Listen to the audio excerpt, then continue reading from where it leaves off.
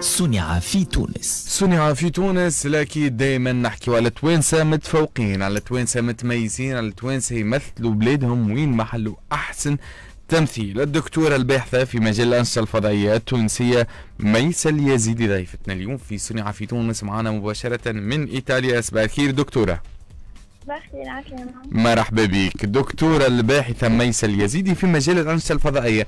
أنا كيف سمعت بك دكتورة والله حاجة تفرح برشا، لأنه ما نعرفش عنا توانسة مختصين في المجال هذايا، معناتها خاصة أنه في تونس ما عندناش مراكز بحوث مختصة في الأنشطة الفضائية ولا غيره، دونك حاجة دعات للاستغراب.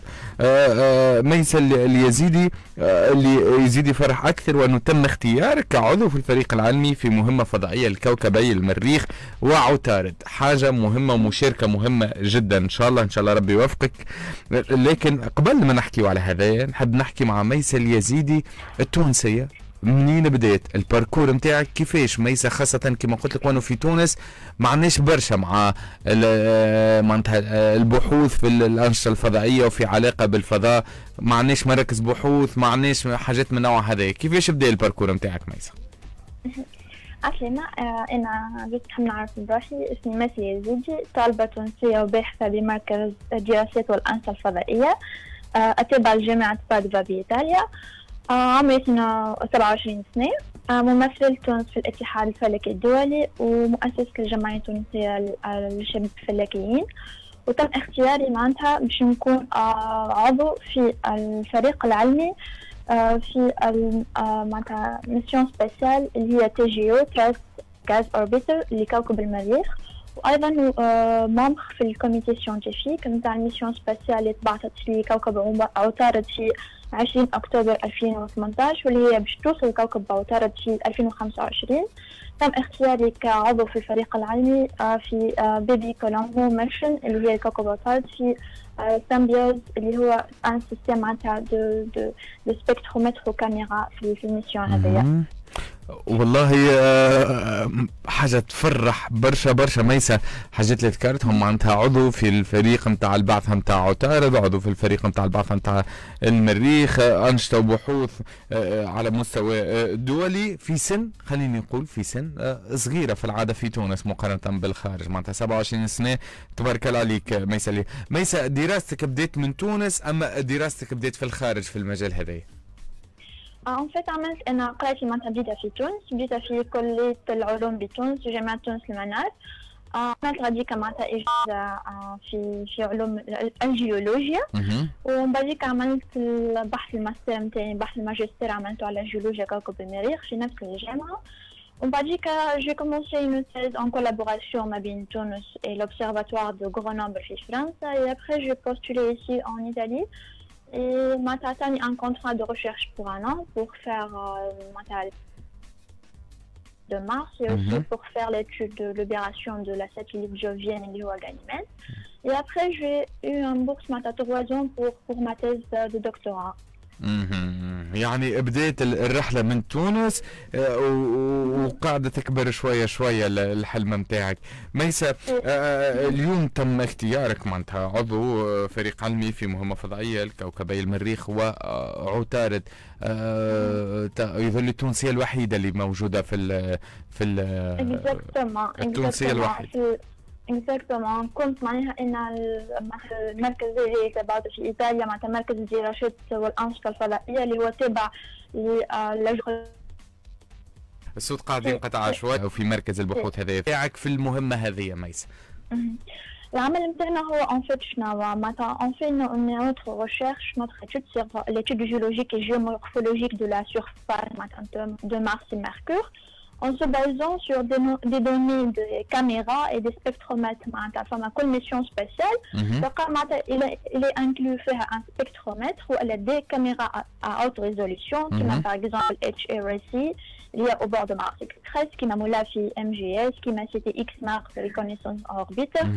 هذوما دي كاميرا معناتها يكونوا هاوت ريزوليسيون للسبكترومتر معناتها يعطونا نحن تصاور هاوت ريزوليسيون دو لا سيرفاس دو مارس ابارتيغ من التصاور هذوك نحن نخرجوا ديجيتال اليفيشن موديل معناتها des images 3D pour reconstruire la surface et aussi bien la surface et aussi pour étudier la géologie et la géomorphologie نتاع الجيولوجيا نتاع الكوكب هذاك كيما باغ اكزومبل لا كارتوغرافي مورفوستراتيغرافيك et la cartographie chronostratigraphique معناتها on étudie la surface morphologiquement et chronostratigraphiquement معناتها نشوفوا الطبقات الجيولوجية التكون نتاع الصخور مناش متكونة السطح معناتها la composition géochimique minéralogique et tout ça. يعني دراسة العناصر اللي تكون الكواكب هذه المريخ وعطارد. دراسة العناصر، دراسة مثلا المعادن، ندرس ظواهر الجيولوجية مثلا كيما البراكين، كيما الزلازل، كيما مثل وجود الماء تحت سطح الأرض كيما نسميه الجراوند ووتر اللي هو الماء اللي موجود تحت السطح، واللي هو اليوم تحدي ميسا في أنه نكتشفوا الماء في كواكب أخرى. إذا كان فما ماء يظهر لي فما عايش في كواكب أخرى. نو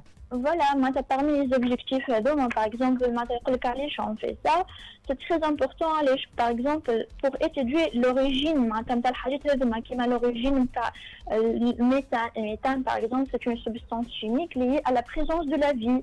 Le méthane est موجود في كوكب الأرض، 99% اللي موجود الميثان في كوكب الأرض lié à la vie، جاي من الحيوانات ومن النبات ومن الإنسان. Par exemple, sur Mars, on a beaucoup de méthane, qui le méthane est موجود في Gale Crater. On ne نعرفوش l'origine نتاعو منين، خاطر généralement si on dit méthane, on dit 90% c'est la vie.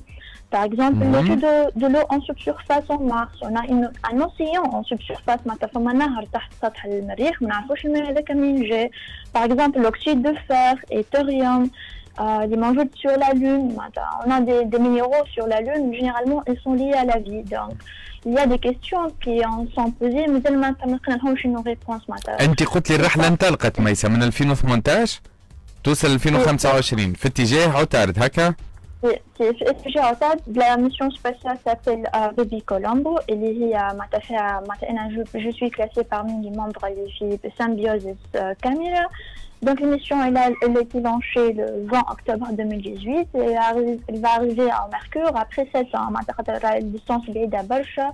Donc elle est arrivée en 2025 sur la planète Mercure. معناتها باش تبداو تتحصلوا على الصور هذه ان شاء الله من عام 2025 ويتم دراستها ان شاء الله. ميسا، سؤالي اليوم بالاضافه لنشاطك يعني العلمي في ايطاليا وتمثيلك حقيقه تونس احسن تمثيل، اول تونسيه موجوده في الفريق هذايا، فريق علمي في مهمه فضائيه مهمه جدا لاكتشاف ممكن الحياه على كواكب اخرى، امكانيات العيش على كواكب أخرى. في البداية اللي قاعدين تخدموا على اكتشاف تركيبة الكواكب هذه خاصة من الجانب الجيولوجي. أنا سؤالي، عندك نشاطات في تونس، قلت لي أنك رئيسة جمعية في تونس.